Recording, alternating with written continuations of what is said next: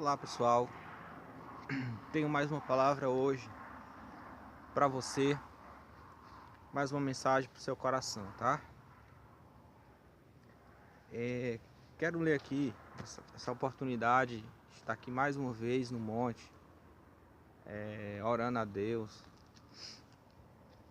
No capítulo de número 1, versículo de número 14, novamente eu quero reler esse texto.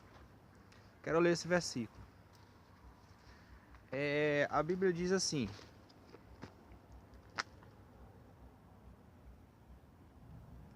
versículo de número 6 em diante do capítulo 1 de João. Houve um homem enviado por Deus cujo nome era João. Este veio como testemunha para que testificasse a respeito da luz, a fim de todos virem a crer por intermédio dele. Ele não era a luz, mas veio para que testificasse da luz, a saber, a verdadeira luz, que vinda ao mundo ilumina a todo homem. O Verbo estava no mundo, e o mundo foi feito por intermédio dele, mas o mundo não o conheceu. Veio para o que era seu, e os seus não o receberam. Mas a todos quantos o receberam, deu-lhes o poder de serem feitos filhos de Deus, a saber, aos que crêem no seu nome. Gente, essa história aqui é um texto muito forte. A primeira coisa, no texto, diz que o Verbo estava no mundo. O mundo foi feito por intermédio dele, mas o mundo não o conheceu. Versículo 10, capítulo 1, versículo 10. Quem é esse Verbo? Jesus. Jesus é o Verbo que se fez carne e habitou entre os homens. Por intermédio dele, tudo foi feito. Olha o que diz o texto, isso é muito forte. Olha o que é que diz aqui no versículo 1, do capítulo 1 do Evangelho de 2 João. Diz assim: no princípio era o Verbo, e o Verbo estava com Deus, e o Verbo era Deus. Ele estava no princípio com Deus. A Bíblia diz, está dizendo que Jesus, que é o Verbo, que se encarnou, que se fez homem, ser humano, estava com Deus. Jesus estava com Deus. E o Verbo era Deus. Jesus era Deus. Ele estava no princípio com Deus. Todas as coisas foram feitas por intermédio dele. Isso é muito forte, gente.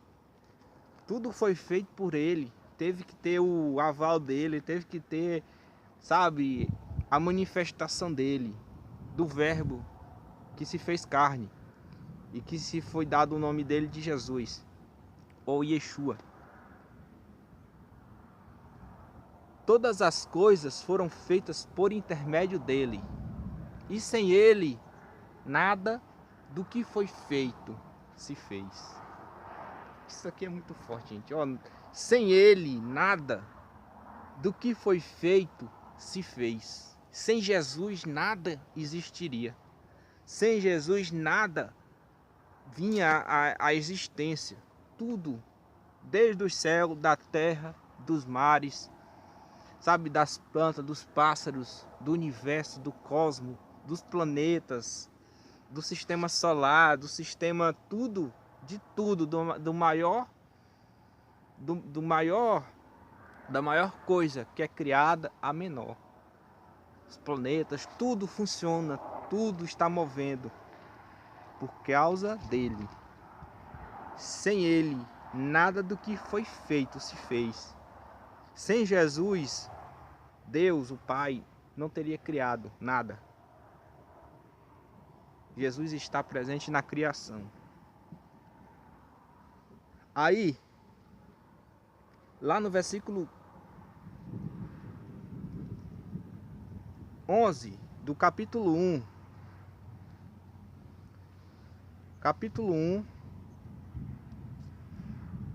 do livro do Evangelho segundo João, capítulo 1, versículo 11, diz assim: Veio para o que era seu e os seus não receberam. O que está querendo dizer João? O que está querendo dizer? Acho que todo mundo conhece, mas possa ser que alguém não entenda esse texto. Esse versículo aqui, ó. Veio para o que era seu. Jesus veio para o que era seu. Jesus veio para o que era seu. Jesus veio salvar o povo judeu. Jesus veio salvar a nação de Israel. Porque desde o início, Deus já tinha planejado a redenção para o homem. Lá no Gênesis, quando Adão pecou, que Deus disse a Adão, a Eva e a serpente, Deus disse para Adão que por ele ter pecado, desobedecido, porque Deus disse para ele não comer do fruto da árvore do bem e do mal, ele comeu, a Eva deu para ele, ele comeu, ele pecou, desobedeceu. Ali, ele disse que foi por causa da mulher. Deus disse: Adão, por que tu comeu? Que foi? Não, foi a mulher que tu me deu, ela que me deu do fruto e eu comi. Aí Deus disse: Eva, mas por que tu comeu? Não, foi a serpente que disse que se eu comesse, eu seria como Deus, eu ia saber o que era bom e o que era ruim. Aí Deus disse para Adão: Adão, então tu vai trabalhar, do teu suor tu vai se sustentar até que tu volte a pó. Para a mulher, Deus disse: ó mulher, Eva, tu vai sentir dor no parto, sentirás dor a dar à luz. E para a serpente, Deus disse que ele iria se rastejar e o homem pisaria na sua cabeça. Eu não quero entrar nessa questão de explicar o que é isso, essas coisas assim teológicas não, eu quero ficar aqui. Por que eu quero ficar aqui? Deus deu a sentença para Adão, Deus deu a sentença para Eva e Deus deu a sentença para a serpente. No caso, Satanás, que estava incorporado naquele animal. Só que lá, Deus já disse assim: olha, e da mulher nascerá um que pisará na cabeça da serpente. Nascerá um. Então ali, Deus já estava falando de Jesus, que viria ao mundo. Já para redenção, para restituir o homem de volta à comunhão com Deus. Aí o que acontece? Jesus chega, Jesus vem, nasce em Israel, né? Nasce ali em Belém, porque ele veio restituir Israel, que foi a nação escolhida, a nação que Deus escolheu desde o princípio para salvar Israel. E Israel não creu que Jesus era o Messias. Como ainda hoje eles não acreditam que Jesus é o Messias, que Jesus é o Salvador, que ele é o Messias prometido pelos profetas, pelas as profecias. Não crê que Jesus é o Messias, resumindo. Aí o que acontece? Se Israel tivesse aceitado Jesus como o Messias, Israel iria governar o mundo. Todas as outras nações iriam ser salvas por intermédio de Israel. A nação israelita, pelos judeus. As nações seriam salvas e seriam perdoadas por Israel. Mas Israel rejeitou o Messias. Não creu que Jesus era o Messias prometido. Aí o que acontece? Aqui no versículo está dizendo assim, ó: veio para o que era seu e os seus não receberam. É exatamente isso que a história, o versículo está querendo dizer, que Jesus veio para Israel. Jesus veio para os judeus, mas os judeus não receberam. Aí o que aconteceu? Aí Deus viu assim: ah, eu mandei meu filho para salvar vocês, mas vocês o rejeitaram. Aí Deus, pois tudo bem. O que foi que aconteceu? Versículo 12 responde: mas a todos quanto receberam, deu-lhes o poder de serem feitos filhos de Deus, a saber, aos que crê no seu nome. Então, filho de Deus, só existe uma forma: aqueles que acreditam no nome de Jesus, aqueles que acreditam no que ele fez, no que ele é o Messias, que ele é o Salvador, que ele é o Deus encarnado em forma humana, se humanizou Lá no livro de Filipenses diz que ele não usurpou ser igual a Deus, mas tomando em forma de homem, em forma de servo, ele veio ao mundo em forma humana. Isso é muito incrível, gente. Quando a gente olha para Jesus, vê ele como Deus e vê ele como homem. Jesus era 100% Deus, Jesus era 100% homem. Não deixou de ser Deus e não perdeu sua onipotência, sua onipresença. Acontece que ele se não usurpou. O que aconteceu? Ele se comprimiu a ser um homem. Aí o que acontece? Jesus veio de forma humilde, de forma simples, nasce numa manjedoura, cresce, aprendeu a carpintaria com seu pai, José, aparentemente pai, né, adotivo. E com uns 30 anos ele iniciou seu ministério de pregar a mensagem e o seu propósito, que era vir ao mundo salvar, como um sacrifício expiatório. Por que ele veio ao mundo salvar e veio especificamente para Israel? Porque ninguém conseguia, nem os profetas, nem os sacerdotes, ninguém conseguia ser perfeito diante de Deus. Ninguém conseguia viver sem pecar. Ninguém conseguia. Todos conseguiram. Moisés, Abraão, Isaac, Jacó, sabe? Todos eles tentaram, mas todos eles falharam. Ninguém conseguiu ser perfeito.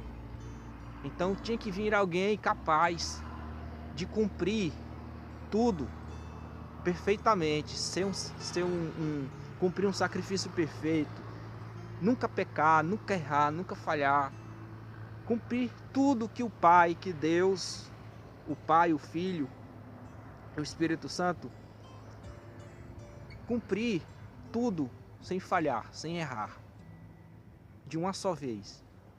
Porque antes de Jesus, Israel vivia como? Alguém pecou, alguém mentiu, aí vinha uma praga, a pessoa adoecia, aí aquela pessoa ia lá no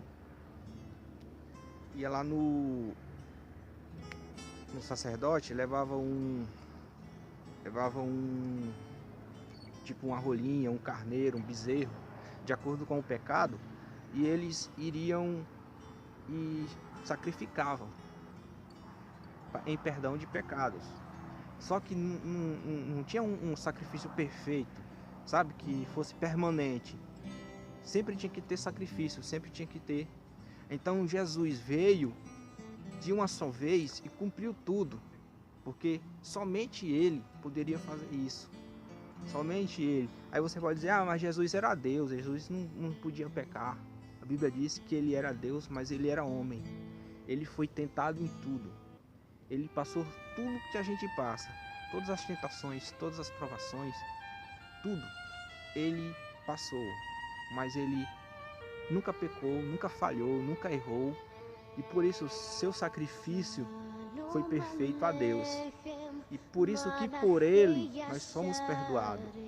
Por ele não necessitamos mais de sacrifício, por ele nós não necessitamos mais de tentar cumprir a lei, de tentar, sabe, fazer de outra forma. Por ele nós somos abençoados, porque está dizendo aqui, ó, o texto: todos quantos o receberam, deu-lhes o poder de serem feitos filhos de Deus, a saber, aos que crerem no seu nome. Então, crer no nome de Jesus é o primeiro passo para ser filho de Deus.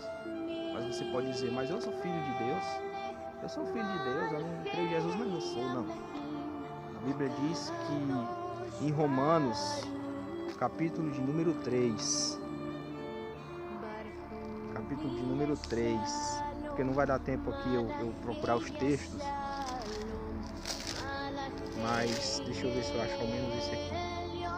Capítulo 3, versículo de número 23 diz assim: pois todos pecaram e carecem da glória de Deus, sendo justificados gratuitamente por sua graça, mediante a redenção que há em Cristo Jesus. a quem Deus propôs no seu sangue como propiciação mediante a fé para manifestar a sua injustiça, a sua justiça, por ter Deus, na sua tolerância, deixado impunes os pecados anteriores cometidos, tendo em vista a manifestação da sua justiça no tempo presente, para ele mesmo ser justo e o justificador daquele que tem fé em Jesus. Entendeu? Então, quando a pessoa não crê, não segue a Cristo, a Jesus, não acredita em Jesus, acredita em várias coisas ao mesmo tempo, assim, as pessoas colocam tudo na mesma altura que Jesus. A pessoa não creu em Jesus. Aqui o texto está querendo dizer que Jesus tem que ser a totalidade. A crença não tem como eu crer um pouquinho nele, crer um pouquinho ali, crer um pouquinho acolá. Não. Tá falando assim, crer em Jesus está falando em um crer absoluto. Absolutamente crer nele. Todos quanto deu-lhes poder a serem feitos filhos de Deus, a saber, aos que crerem no seu nome. Crerem no seu nome. Crerem no que ele fez. E procurar ser como ele. Aí sim, você se torna filho de Deus. Mas quando a pessoa não conhece, não crê, então a pessoa apenas é uma criatura. Fomos criados por ele. Mas para ser filho dele, ser filho de Deus, ser feito filho de Deus, aqui está a receita. É preciso crer no nome de Jesus, absolutamente no nome dele. Pois bem, gente,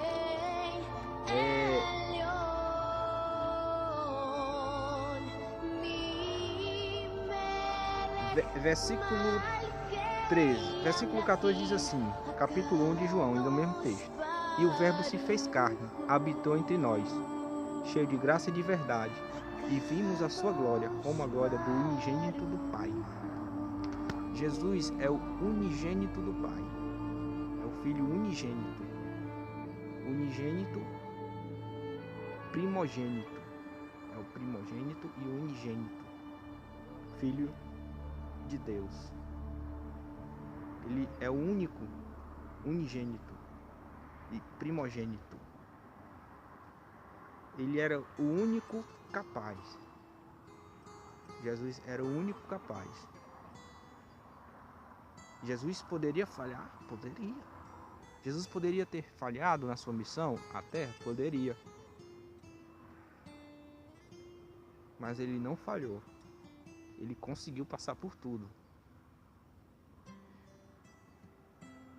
Jesus, como Deus, ele não sentia dor. Não sentia dor, não sentia fome, não sentia sede. Jesus, como Deus, ele não adoecia.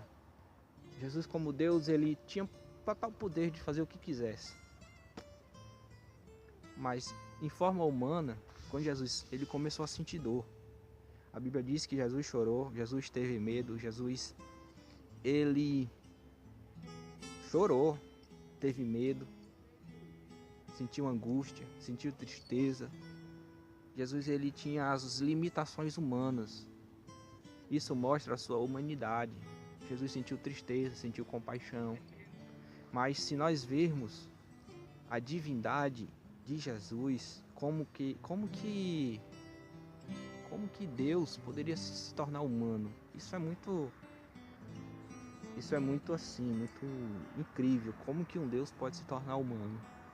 Como você poderia, como que seria Jesus em forma humana, Deus em forma humana? Por isso que é complicado, sabia? A questão de crer, de você crer, a questão de você acreditar em Deus, de você receber as coisas de Deus na sua vida, tudo é por fé, tudo é questão de acreditar, não tem uma matemática, não tem uma cálculo, não tem uma matemática. Sabe, tudo com Deus, as coisas de Deus é por fé. E uma das coisas que faz o homem se aproximar de Deus é renunciar a si mesmo. Jesus disse, aquele que quer vir após mim, renuncie a si mesmo, negue-se a si mesmo. Tome a sua cruz e siga-me. Então, para você ir ao encontro de Deus, é necessário você renunciar a sua vida, renunciar às suas vontades, renunciar aos seus prazeres, renunciar ao que você gosta para seguir o que está escrito. Então é renúncia. E não é fácil. Não é fácil você deixar de fazer algo que você gosta para seguir uma coisa que você nem vê, você não sabe, sabe? Você entra assim de cara mesmo, assim. Mas eu quero dizer uma coisa para você. Que Deus ele é. Deus ele é. Deus ele fala com o ser humano. Deus fala com as pessoas que procuram a Ele, conforme Ele diz que tem que ser procurado.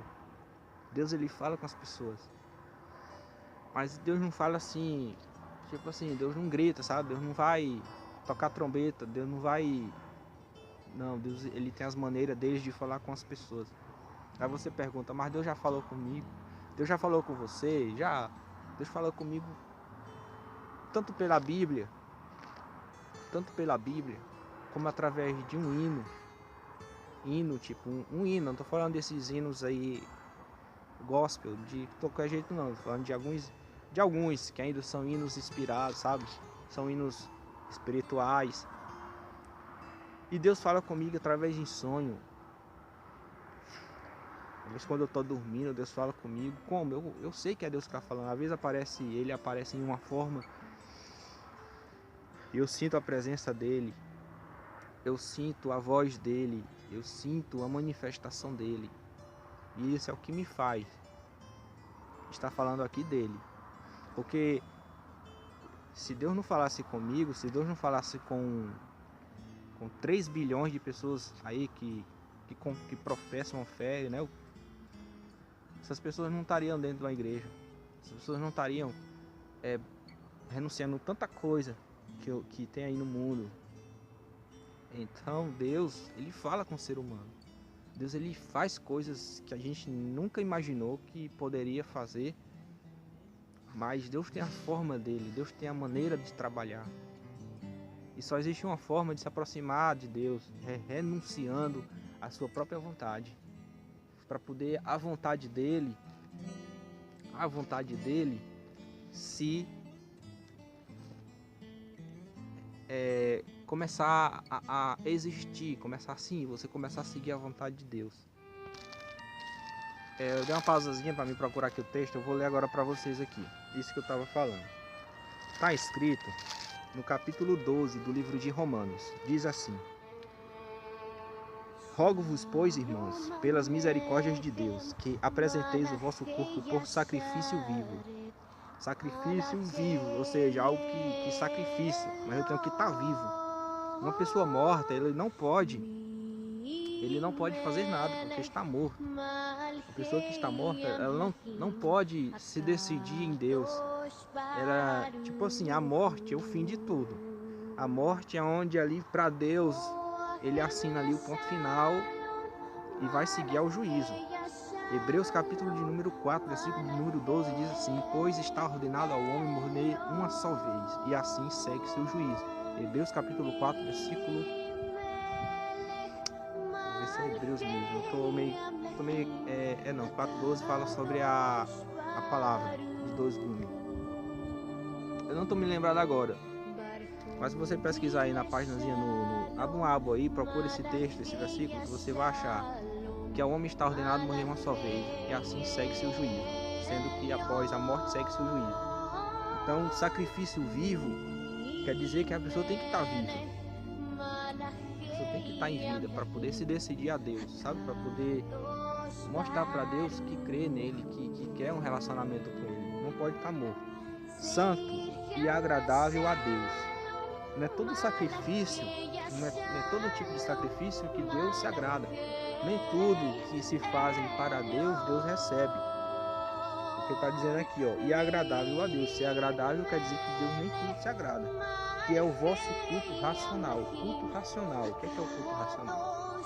É aquele culto que você faz entre você e Deus. Aquele culto que você está raciocinando, que você está tirando suas conclusões. Lendo a Bíblia, tirando suas conclusões. Sabe? Aquele culto que você dá a Deus consciente. porque você quer, não é porque você vai receber dinheiro, não é porque você vai receber a bênção, não é porque você vai receber uma vitória, porque você vai receber uma chave de um carro novo, a promessa de um carro, a promessa de uma casa, a promessa, sabe, é um culto racional, é aquilo que você dá com seu raciocínio, que você compreende que tem que prestar cultos a Deus, pela sua vida, pela sua saúde, pela água que você bebe, pela respiração, e assim por diante. Versículo 2 diz assim: e não vos conformeis com este século, mas transformai-vos pela renovação da vossa mente. Então, sabe o que está querendo dizer aqui? Que você e eu podemos mudar. A nossa mente pode mudar. Você tem uma mente hoje, às vezes você gosta muito de fazer alguma coisa que você lê a Bíblia e diz que lá não pode. Mas sua mente diz, não, mas eu posso, mas eu gosto. Mas a Bíblia está dizendo que, mas transformar-vos pela renovação da vossa mente. Então quer dizer que a mente do homem, ela pode mudar. O que não pode mudar no homem é a personalidade, sabe? É o temperamento da pessoa. Às vezes a pessoa é eufórica, às vezes a pessoa é sanguínea, às vezes a pessoa, sabe, é melancólica. Isso não muda, mas muda a mente, o pensamento da mente. Ontem a pessoa bebia, a pessoa fumava, a pessoa usava droga. Aí ela começou a buscar a Deus e hoje já não faz, porque a mente mudou. E também vice-versa, a pessoa pode estar na igreja buscando a Deus e de repente pode mudar a mente e fazer coisas que ele não fazia. Porque a mente do homem muda, o homem muda, Deus não muda. Deus é imutável, Deus permanece sempre, hoje, ontem e amanhã, e sempre Deus vai ser o mesmo, sabe? Deus vai ser a mesma pessoa, Deus vai ser o mesmo ser, Ele não muda, Ele é permanente, Ele permanece para sempre. Diz assim: para que experimenteis qual seja a boa, agradável e perfeita vontade de Deus. Então, eu quero ler todinho assim para você pegar tudo. Não vos conformeis com este século, mas transformai-vos pela renovação da vossa mente, para que experimenteis. Experimentar, gente. Deus está falando que você pode experimentar, eu posso experimentar. Nós podemos experimentar o quê? Qual seja a boa, agradável. Tá aqui, ó. Tá aqui, ó. Capítulo 12 de Romanos. Qual seja a boa, agradável e perfeita vontade de Deus. Isso é muito forte, gente. Isso é muito forte. Eu tenho que experimentar. Então quer dizer que se eu mudar a minha mentalidade, a minha forma de pensar diante de Deus, e se eu buscar a Deus, o que pode acontecer? Eu posso experimentar. Qual seja a boa, agradável e perfeita vontade de Deus. Então Deus tem uma perfeita, boa e agradável vontade para você. Sabe? Deus tem algo melhor espiritualmente para você. Tudo. Deus pode fazer tudo como Deus faz as coisas, mas o fio da meada é crer e correr atrás. Buscar a Deus é como se você saísse aí no meio da floresta. Um exemplo, buscar a Deus é mais ou menos assim, ó. Tá vendo esse monte de mato aqui? De árvores. Tá vendo? Aí, vamos supor que Deus está aí. Eu falo para você, olha, Deus está aqui. Né? Aí você, eita, Deus está aqui? É, Deus está. Mas você tem que achar ele. Mas ele está do tamanhozinho de um feijão. Deus é vamos supor, né? Uma suposição, uma parábola, tipo uma suposição. Deus é do tamanho de um caroço de arroz, mas Deus está aqui. Mas você tem que procurar ele aqui, nesse monte de árvore. Às vezes pode estar enterrado, pode estar, sabe, pode estar amarradozinho com a linha. E se você achar ele, então você acha o tesouro da vida. Mas aí imagina você sair no meio desse tanto de árvore. Imagine você sair no meio de tanto de árvore. para achar um carocinho de arroz. Um carocinho que na forma, né, que eu tô dizendo aqui, imagina. Então Deus é mais ou menos isso, gente. Achar Deus não é só assim. Ah, eu vou fazer aqui 3 dias de oração. Ah, eu vou fazer aqui meia hora de reza. Eu vou ler 5 salmos. Eu vou ler aqui o Salmo 91. Vou ler aqui o Salmo 23. Então Deus já vai aparecer para mim. E não é assim que funciona. Não é assim. Não é assim. Tem a forma de Deus. Tem um jeito de Deus. Nesse ano agora, faz 13 anos. 13 anos que Deus falou comigo num sonho. Deus falou comigo num sonho. E o que Ele falou há 13 anos atrás, comigo, em um sonho, ainda hoje, depois de 13 anos, ainda hoje, eu estou procurando seguir o que Ele disse para mim fazer. Que eu não quero falar aqui, o que foi que Deus disse para mim fazer.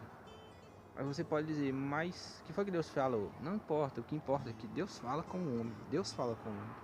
Através da sua palavra, em sonhos, em visões, através de alguém. Deus está falando com você agora.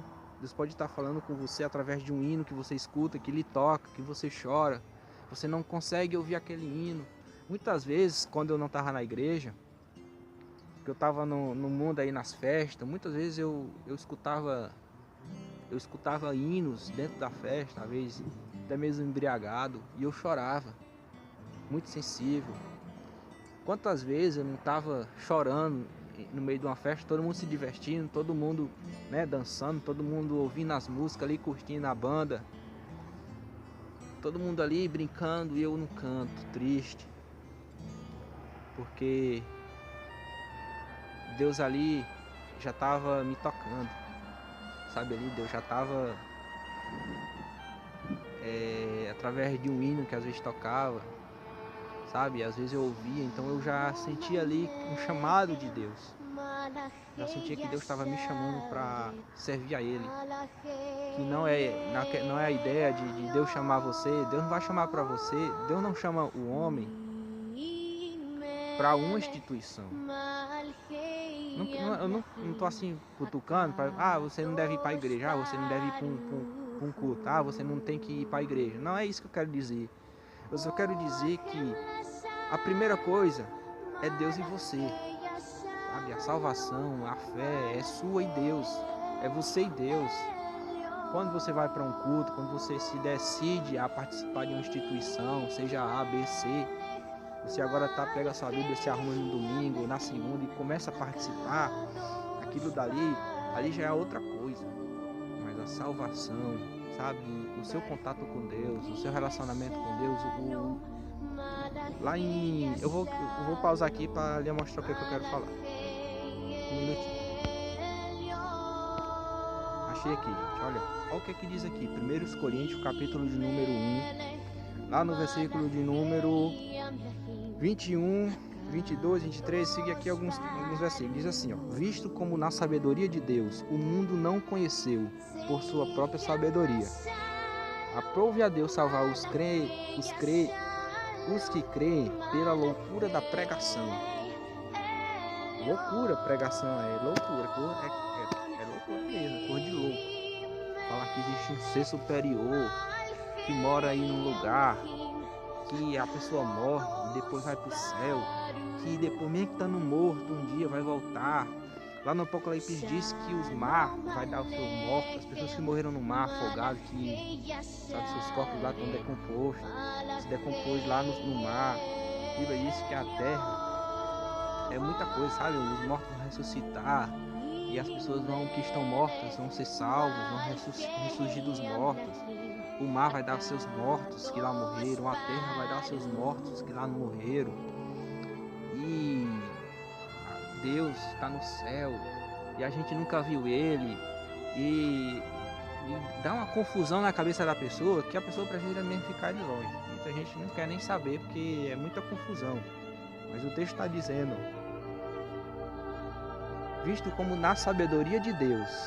Cara, na sabedoria de Deus. Mas isso é muito forte, gente. Na sabedoria de Deus. não na sabedoria do homem, de um cientista, na sabedoria de um cientista, de um especialista, de um médico, de um cirurgião, de uma pessoa inteligente, intelectual. Deus resolveu fazer isso, mas na sabedoria de Deus. Na sabedoria de Deus. O mundo não conheceu por sua própria sabedoria. Então a sabedoria do homem não tem como se encontrar com Deus, porque a de Deus é uma coisa, a do homem é outra coisa. A do mundo é uma coisa, a do homem vive no mundo naturalmente, sabe? Dia a dia e tal. Não tem como ele conhecer a Deus, mas na sabedoria de Deus, que está aqui, dizendo, visto que na sabedoria de Deus o mundo não conheceu por sua própria sabedoria, aprove a Deus salvar os que creem pela loucura da pregação. É loucura da pregação, porque tanto os judeus pedem sinais, como os gregos buscam sabedoria. Mas nós pregamos a Cristo crucificado, escândalo para os judeus, loucura para os gentios. Mas para os que foram chamados, tanto judeus como gregos, pregamos a Cristo, poder de Deus e sabedoria de Deus. Porque a loucura de Deus é mais sábia do que os homens, e a fraqueza de Deus é mais forte do que os homens. Aí vem bem aqui, o versículo de número 28 diz assim, versículo 27, capítulo 1 de 1 Coríntios 27. Pelo contrário, Deus escolheu as coisas loucas do mundo para envergonhar as sábias, e escolheu as coisas fracas do mundo para envergonhar as fortes. Deus escolheu as coisas humildes do mundo e as desprezadas e aquelas que não são, para reduzir a nada as que são, a fim de que ninguém se vanglorie na presença dele. Isso é muito forte, gente. Como é que Deus trabalha? Você consegue entender como é que Deus trabalha? Deus escolhe as coisas fracas para confundir as fortes. Olha o que ele está dizendo. Deus escolhe as coisas humildes do mundo e desprezadas, que ninguém dá nada, e aquelas que não são, para reduzir a nada as que são. Deus escolhe coisas que não é, para fazer ser. Deus escolhe as coisas fracas para confundir as fortes. Deus é muito...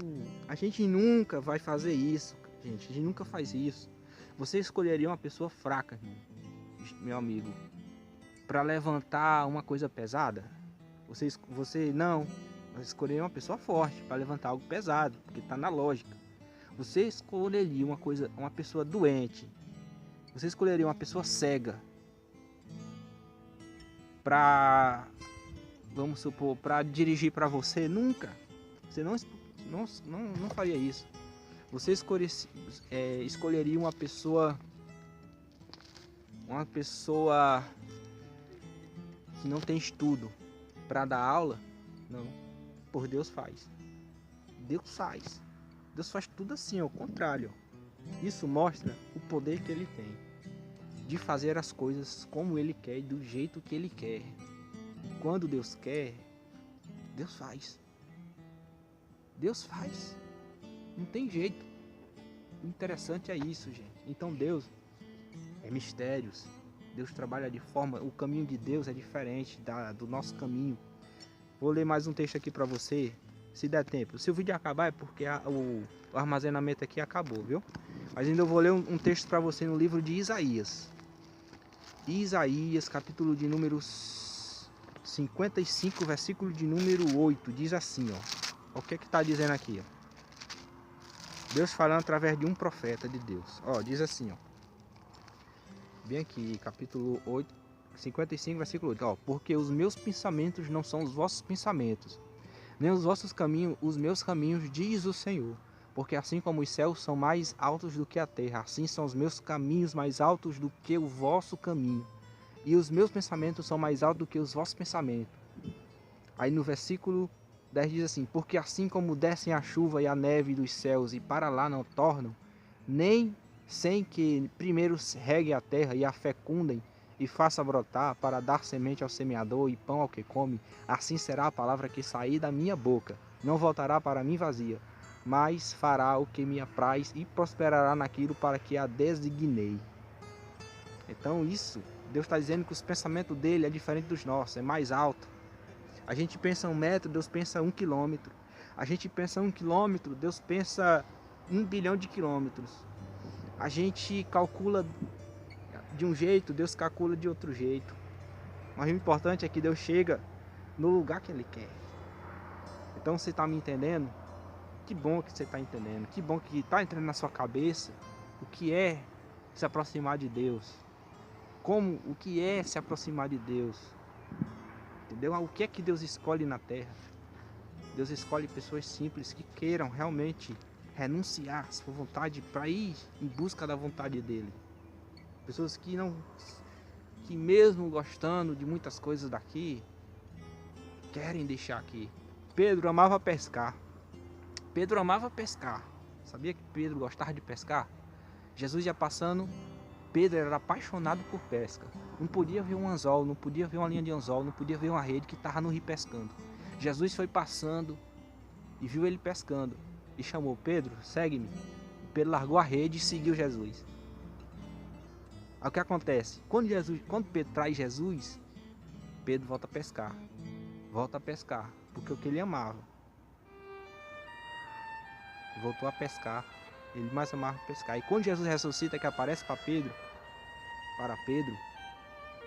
Pedro, Jesus perguntou se Pedro amava mais a ele do que a estes. Aí tem a ideia de que Jesus estava perguntando se ele amava mais os peixes ou os discípulos do que a ele. Aí a Bíblia diz que Jesus falou: Pedro, tu ama-me? Aí Pedro disse: amo. Pedro, tu ama? 3 vezes. Pedro confirmou 3 vezes. Assim como ele negou Jesus 3 vezes, ele confirmou que amava Jesus 3 vezes. E Jesus disse: pois apacenta minhas ovelhas. Então é muito difícil a gente largar as redes.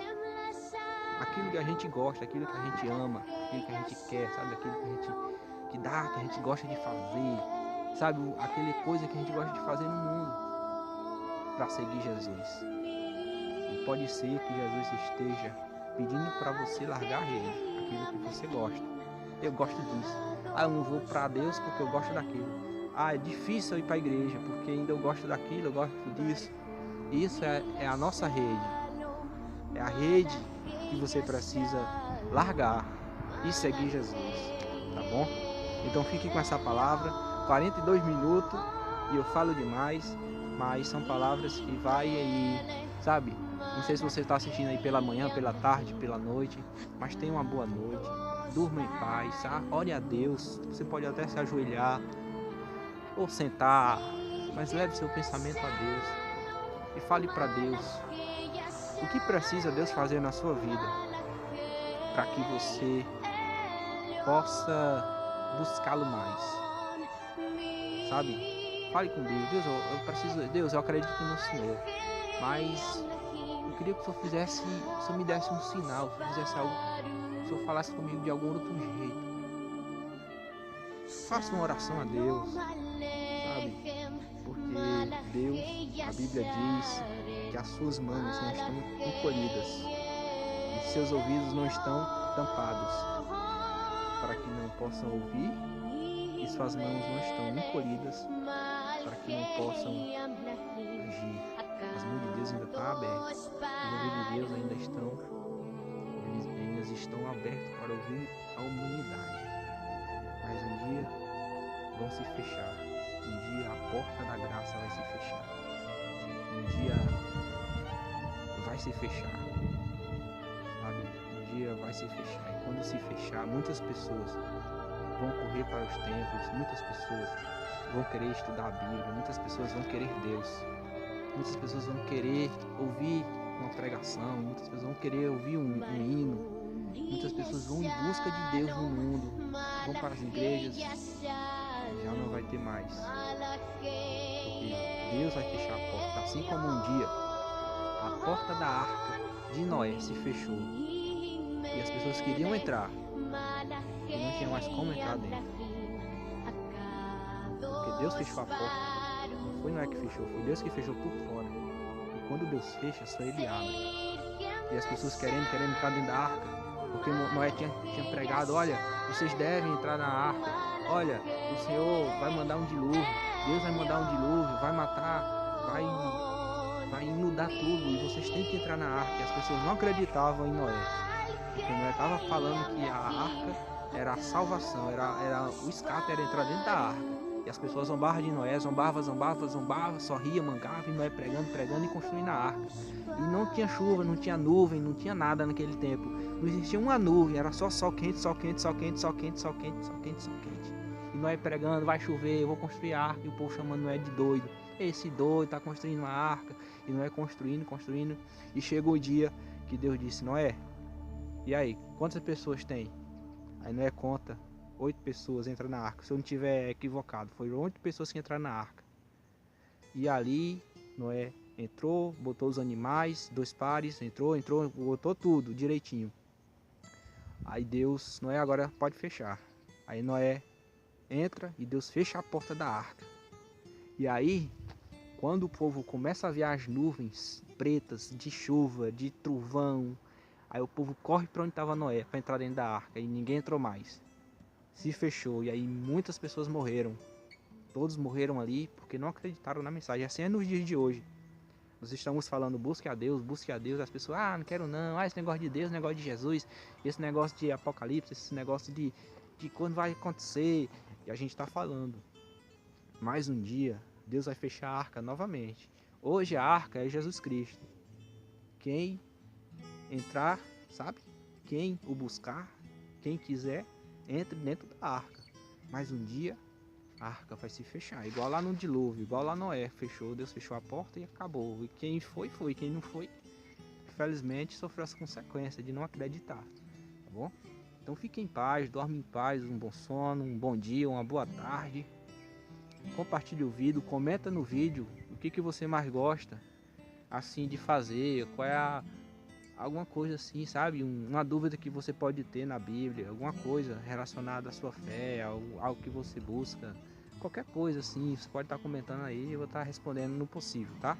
Então uma boa noite, fiquem em paz, tá bom?